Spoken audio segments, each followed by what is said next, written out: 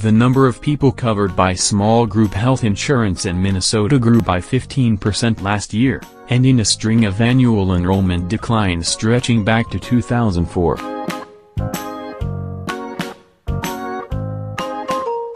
Price hikes and tight limits last year on doctor and hospital choices in the individual market prompted consumers to look for ways to go back to the small group market, the Star Tribune reported. The small group market gives employer health plans with coverage to groups of 50 people or less. The individual market mostly serves people under age 65 who are self-employed or work for a company that doesn't offer group coverage. The market has changed under Affordable Care Act, which stopped insurers from denying coverage to people with pre-existing conditions. Individual market enrollment declined by about 80,000 people last year, according to the Minnesota Council of Health Plans. Help us deliver journalism that makes a difference in our community. Our journalism takes a lot of time, effort, and hard work to produce. If you read and enjoy our journalism, please consider subscribing today.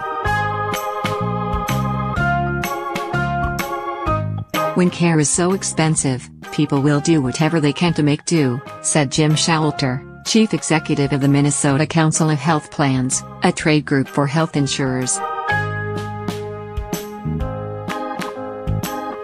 Prior to its increase, the small group market had been shrinking for years as employers struggled with rising health care costs. Insurers say the increase shows how consumers move back and forth between the markets for individual and small employer coverage as they try to handle price increases. They say the state's stronger economy and tight labor market have assisted in driving the increase, along with employers working to recruit and retain talented employees. The expansion of the small group coverage last year doesn't mean cost concerns among small employers have gone away, said Bentley Graves of the Minnesota Chamber of Commerce. But he said small employers still feel caught between the financial pain of offering coverage and the knowledge that providing benefits is important for recruiting and retaining talent in the tight labor market.